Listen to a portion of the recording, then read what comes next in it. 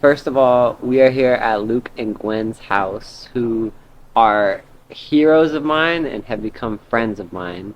They made an amazing documentary called Pelada.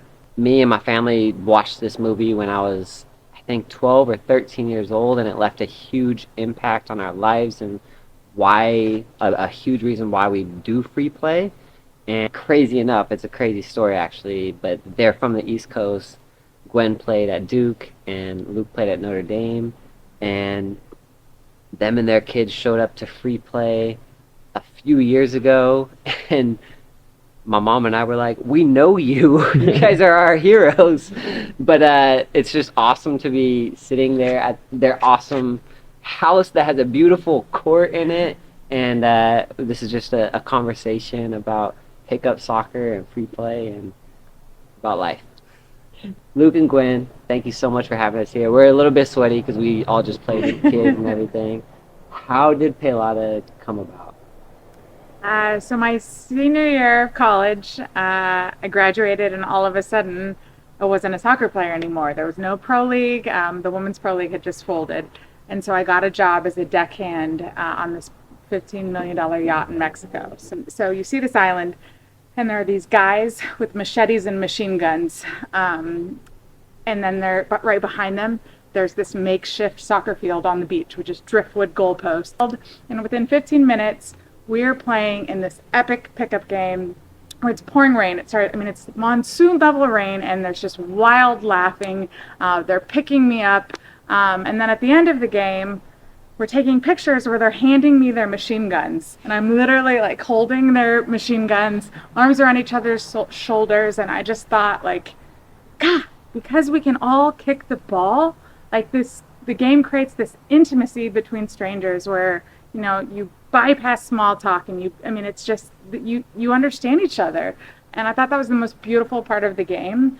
And it occurred to me that all over the world, people play in games that don't matter, that they're not in a stadium, and there are no uniforms, and nobody cares who wins it and loses except for the people playing in it. And I wanted to make a documentary about that. And then, Luke was my soccer player boyfriend at the time. He was pretty easy to convince. Football is such a language that connects people from all over the world, which I think is so beautiful. And I think the universe has a crazy way of playing things out. Like, I think it's just absolutely insane that we were so inspired by you guys, and then, decades later, you have kids. We didn't even know if you would have kids. We didn't even know if you would get married on the documentary. And you have two awesome boys, and they come to free play now. Well, we feel so how lucky. did that all happen? Yeah.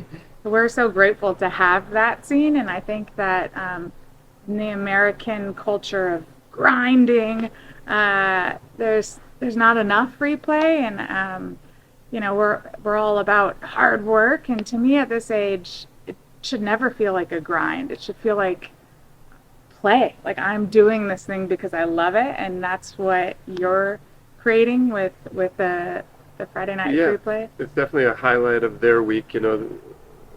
Schools, practices, they never come home talking about that, but free play, they're always like coming back and telling us the stories of, I almost won, but we lost in the final, or, you should have seen my, volley. Then it's fun.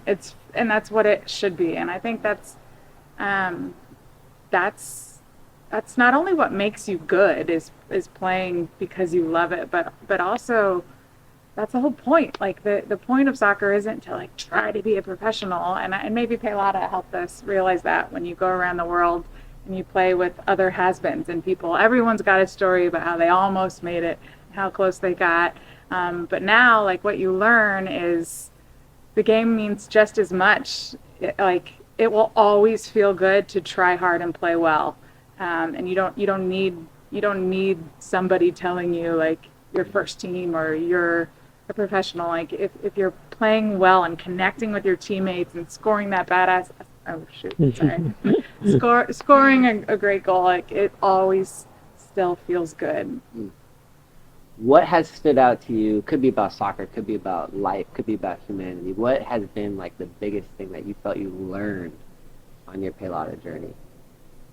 Oh, um, let's see here. For me, it was we played with this Italian writer who he's a pizza man and he writes books. And then when he's not writing, he makes pizza. And when he's not making pizza, he writes books. And he said something that's always stuck with me of calcio, which is what they call it in Italy. The game will always give you much more than you can give it. And that's been just so true for my life of this game connects you and makes community and gave me my husband and we met playing pickup soccer and the joy it gives my kids. I just knowing that it's not about what you can contribute to the game but about what the game gives to you was a real light bulb moment for me. For me, I guess it was just people enjoying the game all over the world, and it was that same kind of outlet as like maybe it's creative, maybe it's exercise, but just like some release for people. And that's kind of a beautiful thing that we still do Sunday morning co-ed, and whether we win, lose, it's always just nice to get out there and play with Gwenny. I think that Or was the kids in the backyard, or wherever it is, whenever we can. Yeah. So tell us about the backyard court, how that came about. Like I said, we were playing 3v3 just earlier with the boys.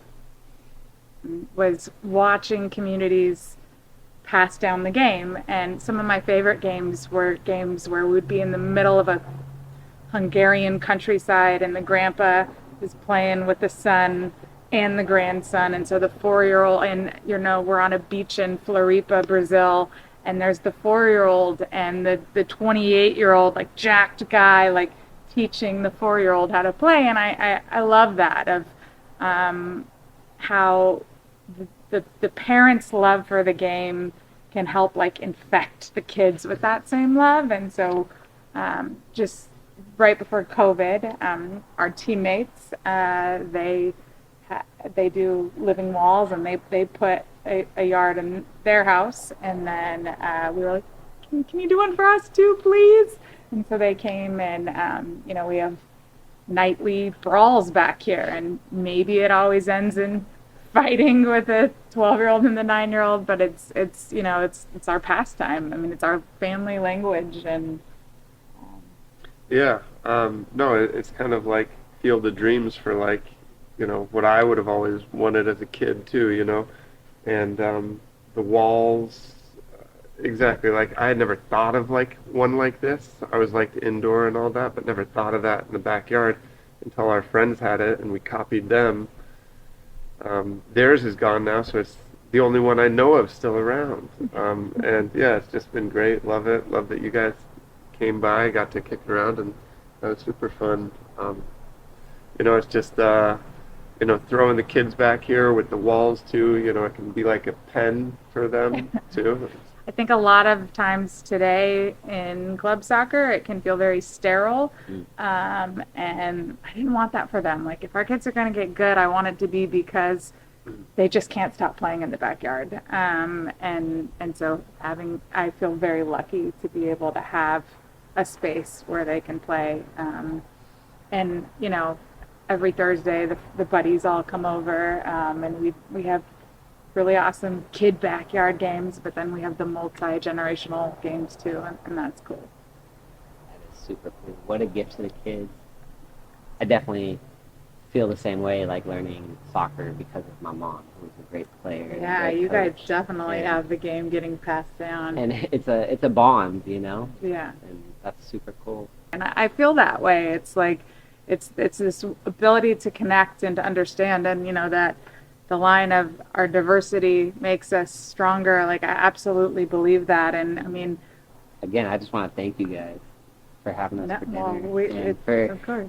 being heroes of mine, and also getting to call you guys friends now. It's super, super special. We look forward to you carrying on the torch here as you head off to Brazil, as you continue to do free play and whatever you and your friends, continue to do.